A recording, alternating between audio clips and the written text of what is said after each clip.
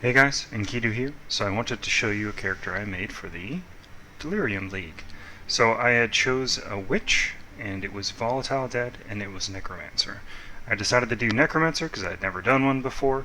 I had done two Necromancers this league actually, one of which was a pure summoner where I stacked strength, and then this one is a spellcaster.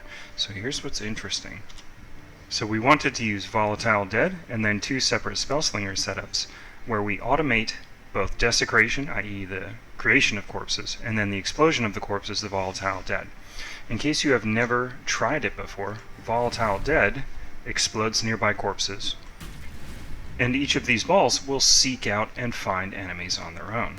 Now, I didn't want to scale Ignite, I didn't want to scale anything else, so we chose LE Focus, Spell Cascade, Conk Effect, Volatile Dead of course, Spellslinger, and Awakened Fire Pen. This could very easily be a regular fire penetration. It does not need to be an awakened. An awakened fire pen is just something I had drop, so I used it. It's essentially 1% more fire pen as it stands right now.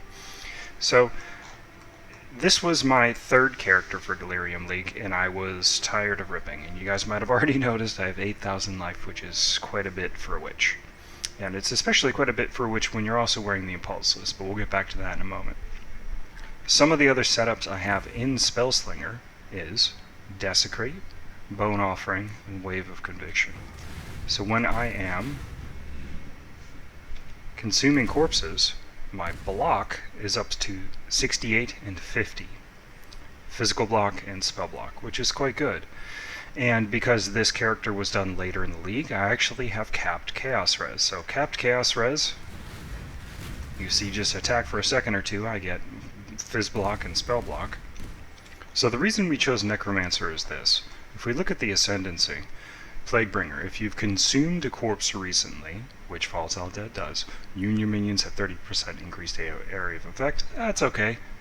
I mean, Volatile Dead does have the area tag AoE, but it's so small you hardly even notice it. With at least one nearby corpse, you and allies deal 10% more damage. Okay, sure, fine.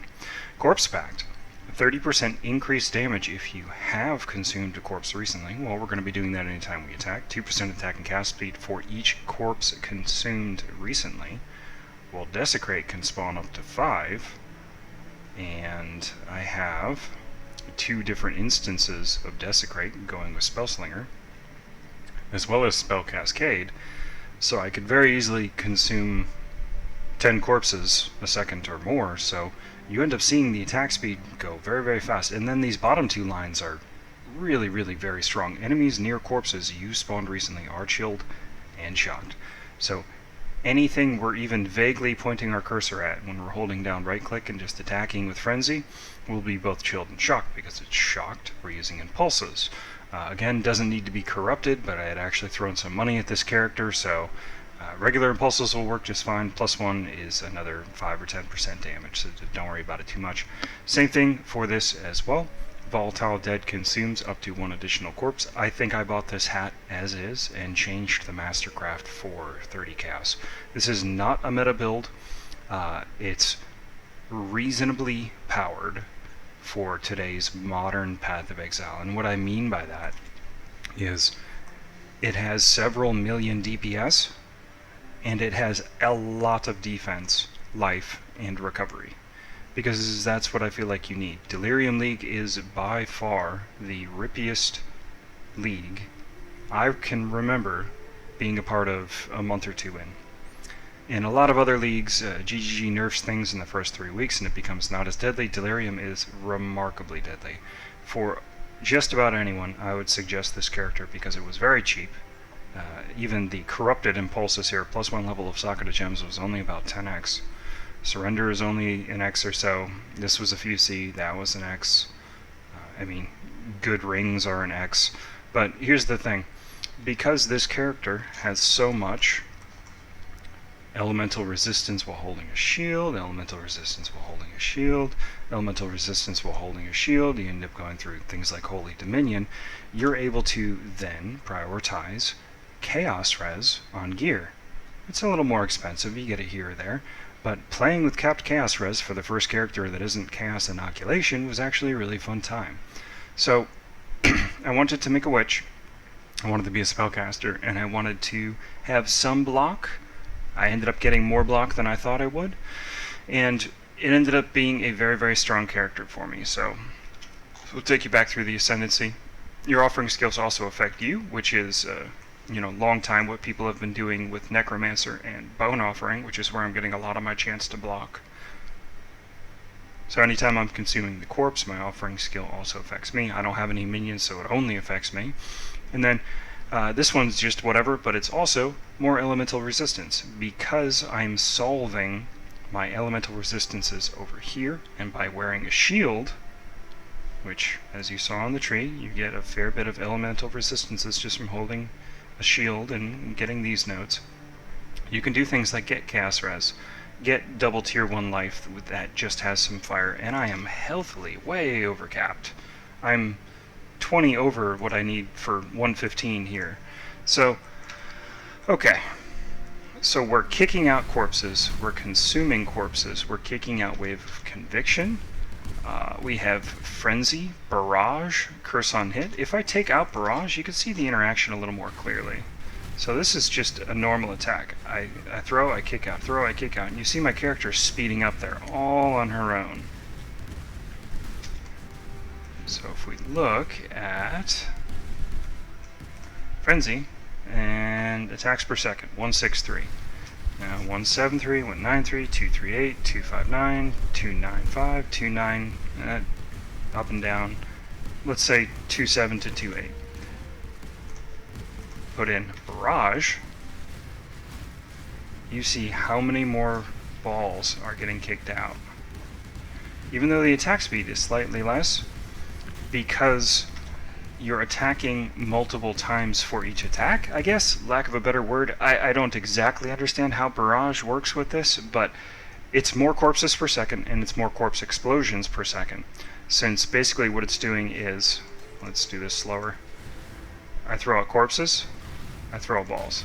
I throw out corpses, I throw out balls. I throw out corpses, I throw out balls. I throw out corpses, I throw out balls. That's the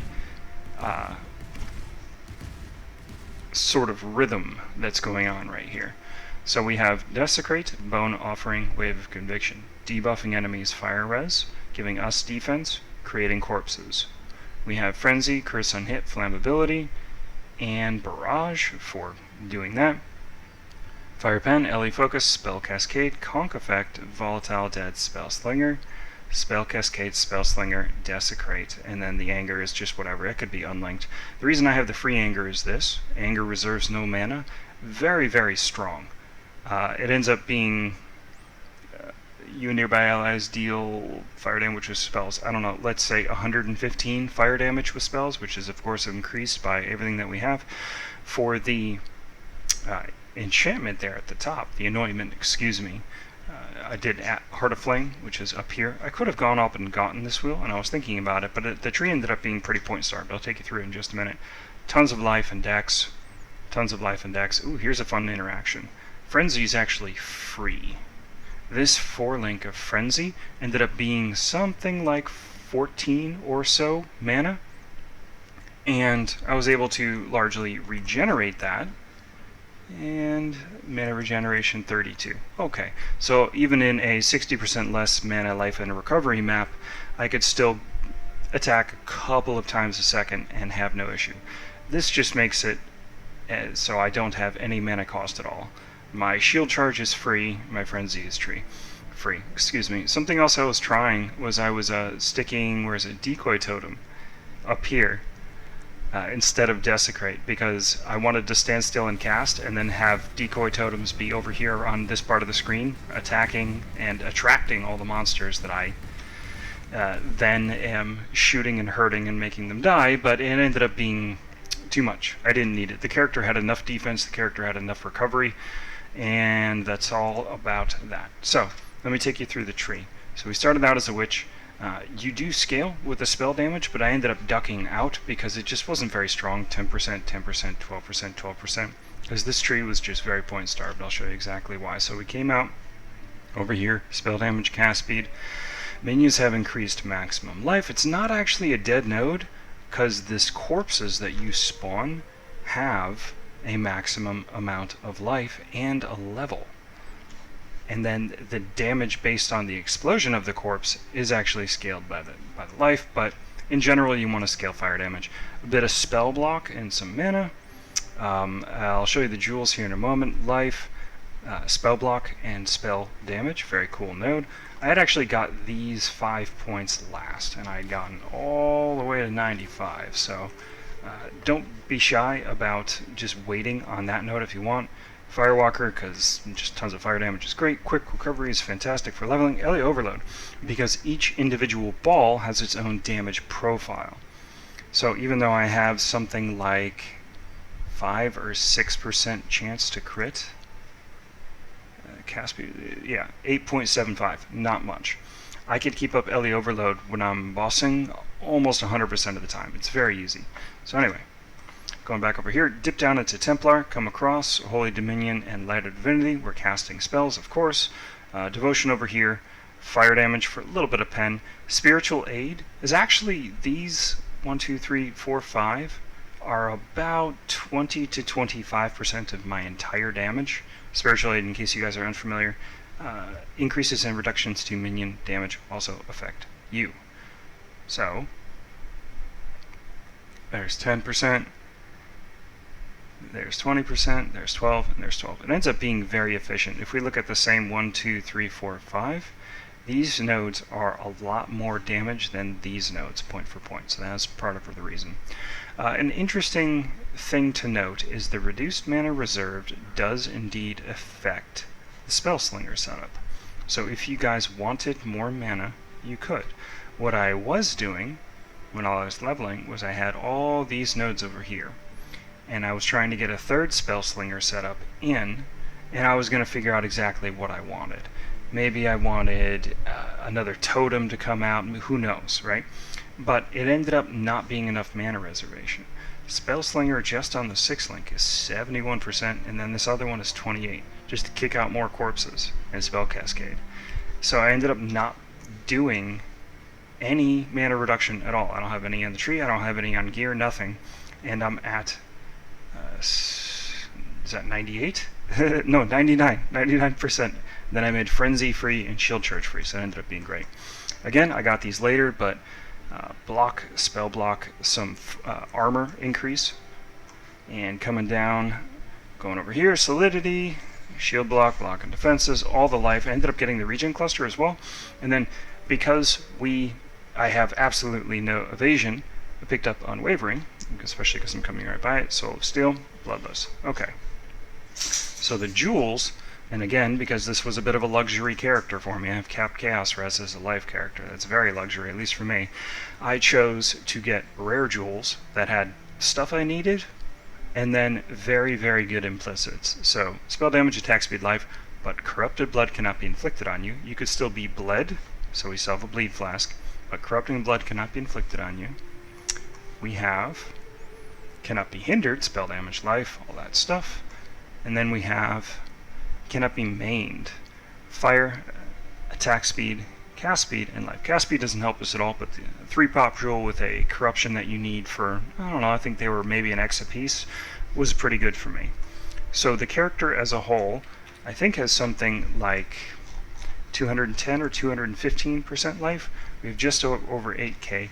We made it all the way to level 95. Let's check out how many times I died. Probably a fair bit. No, actually 26 for level 95 is pretty low. I bet you 10 of those were before I even started mapping too. So considering how rippy this league is, I would consider this to be a very tanky character. This was the first character that I was able to do serious on, and I've now done him twice, and I'm on way to spawning him a third time. Once I get these 3 guys done, then it's one more Guardian, and then I will have another serious fight. We had gotten almost everything on the Atlas, and we had delved down to 200. This was overall just a very successful, very good character, and now I'm going to stop talking and show you guys a bit more of it in action. Oh, and before I forget, I have an insta-bleed, of course, Blood of the Karui, which in case if you've never used it, if you have 1,000 life, this will recover a little bit over a couple seconds, but when it reaches the end of the 2.5 seconds that you see there at the top, it just instantly puts you to full. It's a very, very nice. If you ever have a character with over 6,000 or 8,000 life and you're not using a Blood of the Karui, you should. So, I just hold down right trigger a bit, and the balls find their own enemies. This is a very strong build for this league mechanic. Number one, you don't die all the time. If you rolled a 5k evasion character in this league, I feel sorry for you, because I had done that at first as well, and it was not very good. And, of course, stepping in cold ground will indeed make you slow. Just try to, you know, not get hit by a volatile, and instead do the volatiles to all the enemies, and you should be just fine. There's Einhar whenever he comes. Basically, we're just hitting 3, 4, and 5 every couple of seconds, or when it gets off cooldown. Try to spawn some corpses in a spot where, right there, everything's shocked. Every once in a while, just don't stand in everything, but...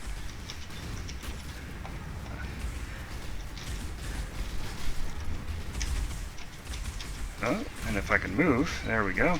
The game was bugged.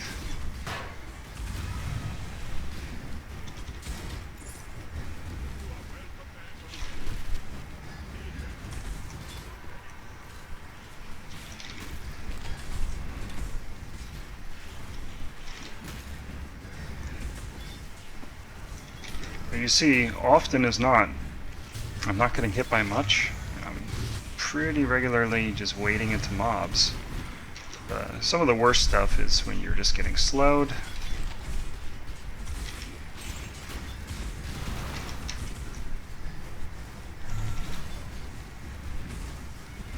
Try to target both of them here. And of course, because we are targeting both of them, the quantity of balls are getting cut in half. If you just wanted to look at his life, you could see what we could do on single target there. Not bad for a T16, I don't believe. And she doesn't really touch us.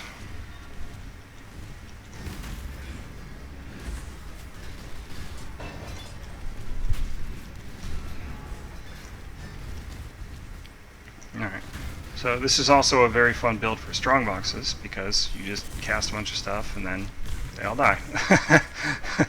It's very funny and very easy just to stack up a bunch and watch everything die. Okay, so I had a few more things I wanted to show you guys once I just get this little bit of loot off the ground here. Okay, so one of the other things, and I completely forgot about this at first, I had actually spent a few Exalt on a Watcher's Eye, which I had never done before, but it's a double Anger's Watcher Eye. Double Anger Watcher's Eye. Excuse me. The mod you're really looking for is the fire damage leech does life while affected by anger. Because we're getting the free anger aura, which is of course giving us damage. This ends up giving us fire leech, and quite a bit of it, a lot more than something like Doriani's Catalyst, which only gives you 0.2? Yeah, so this is almost 1.5. Fire damage leech does life while affected by anger. If you want to consider it passive regen, and especially because we cannot be stunned, we're able to just stand still in a lot of bosses' faces, hit our potions now and again, and unless he can out-degen us, he can't damage us through our block and everything else. And I'm talking about Kosis, I'm talking about the guy with the very, very long O name that you see in the Delirium, Omnifia or something like that. I don't know how to say him. He's a big two-hander, he'll whack you around with it. You could just stand there and just avoid their degens, or try to leech through it if you fear them brave. But anyway, I liked the build enough. The fire damage leech does life while affected by anger is only about 20 chaos. I had gotten a Watcher's Eye, I used it while I was, I think north of level 75 or so, and it changed the way the whole build felt. I was passively recovering life just with flasks, I had a little bit of regen, but the fire damage leech does life really does a lot for the build. I would recommend that over the more expensive penetrates elemental resistance while affected by anger, because we have Awakened Fire Pen. Actually, let's look at this. How much pen do we have? If you look over here, 52%. Flammability is giving you another 44, but let's just say we're in a high tier red map or fighting a boss where enemies have 50 or 60% reduced cursive effectiveness. So let's call that 20 or 25%. Okay, cool. So we're at about 75%. And then Wave of Conviction. Wave of Conviction just alone with the pen gem and a small curse is Inquisitor levels of penetration. The other thing I forgot to show you guys, and I'll actually do that now, because it took me a bit to figure out what I wanted to put in my shield. I was trying out a few different things, I was trying out a few different gem setups, and I really didn't find something I liked. Okay, so we take damage, cast on damage taken, and Tempest Shield, and as you can see, some of these guys are getting vulnerable to fire, and those guys just outright kill themselves and explode. How is that happening? Because I put Combustion in there. Tempest Shield kicks out lightning damage. Combustion has a flat chance to ignite. The ignite chance makes them more vulnerable to fire. I'm above 100% pen. I could potentially even drop Fire Pen if I wanted to do another damage, and then maybe even drop Spell Cascade. Look at this. It's killing level 61 monsters I haven't even attacked at all. Look at that. They're all dead. Done. It ends up being a really cool character with a lot of fun things going on for it. So anyway, this was my most successful character of Delirium League. I did not die very much at all. I'm pleasantly surprised with the spellcaster consuming the corpse going faster and faster nature of Necromancer. I loved getting a bunch of resistances from the tree and from my Ascendancy. Because you get a bunch of resistances from tree and Ascendancy, you are free to do almost anything you want with your gear. This, if you instead just want to deal with a little bit of mana cost, I didn't want to, you could have done the mods for Frenzy Charge. Frenzy. Oh, I don't have it, but minimum Frenzy Charge. Minimum Endurance Charge. That would be a great way to build this character. Get a minimum Endurance Charge on each of these.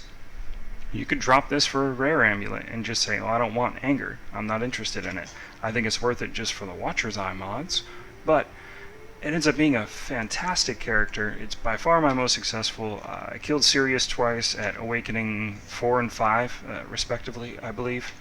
I did that Deathless. I had done Uber Elder Deathless. I had done Shaper Deathless. It ended up being a just fantastic character. I couldn't recommend it enough. And Volatile Dead, if we look over on Pee-wee Ninja, is not very highly played. Let's check it out real quick. Go to builds. Volatile Dead, 1%.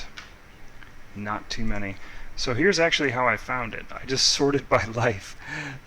I said, what did this guy do? What did this guy do? And I'm like, oh, they're running this exact build. Well, there's the impulses, there's the shield.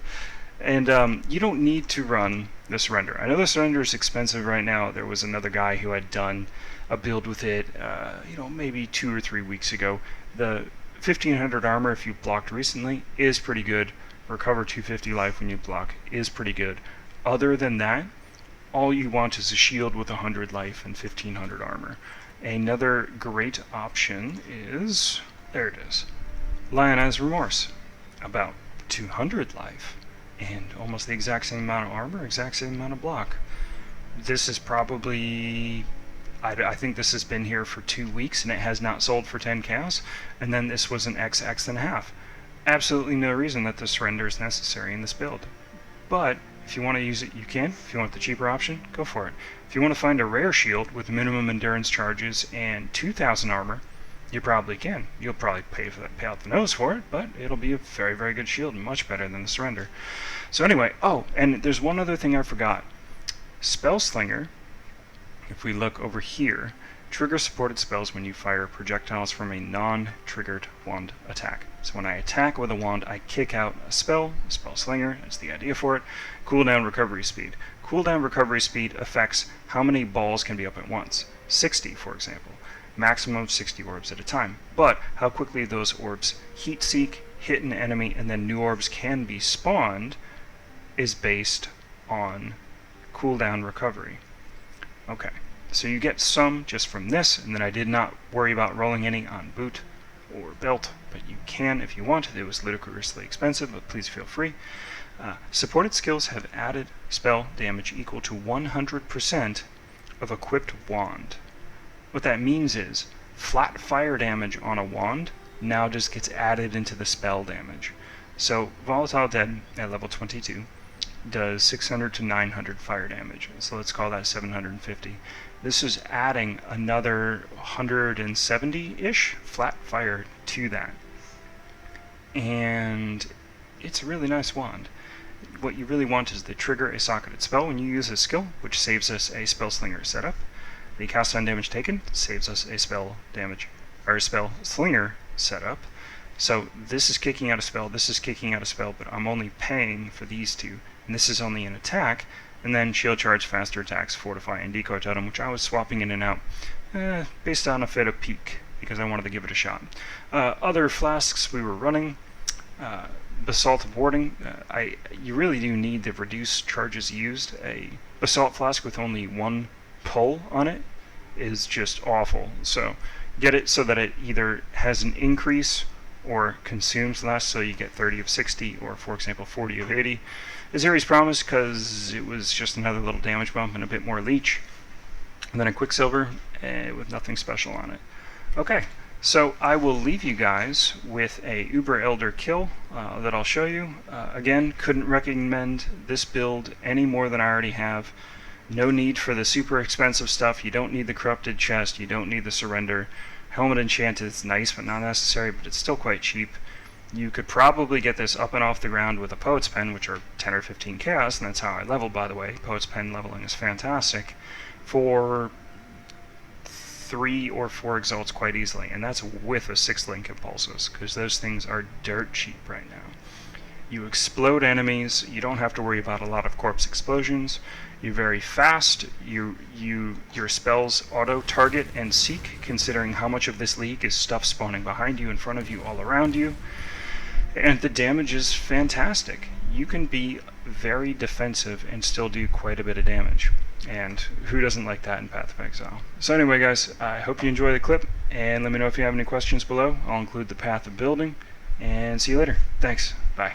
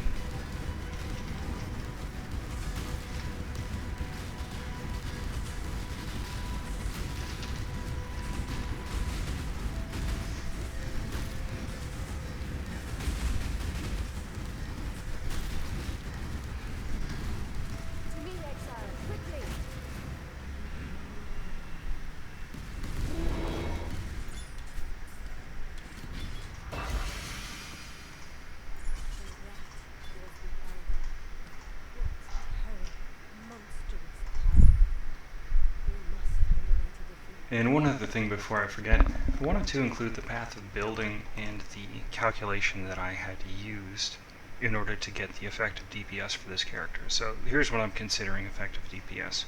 If I am standing still, going like this, I have my flasks active. That damage right there.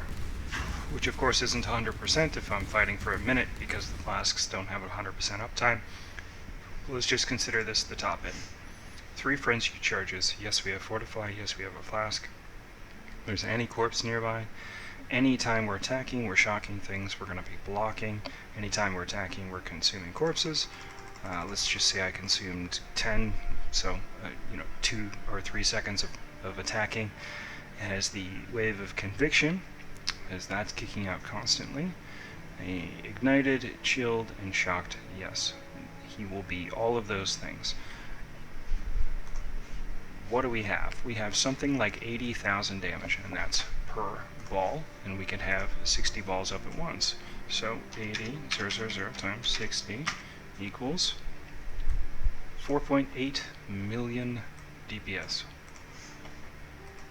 So again, Shaper Guardian, and this is all just the way things are.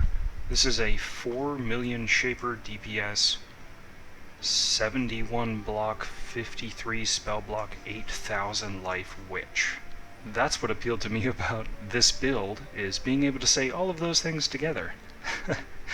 Anyway guys, I'll see you later. Thanks.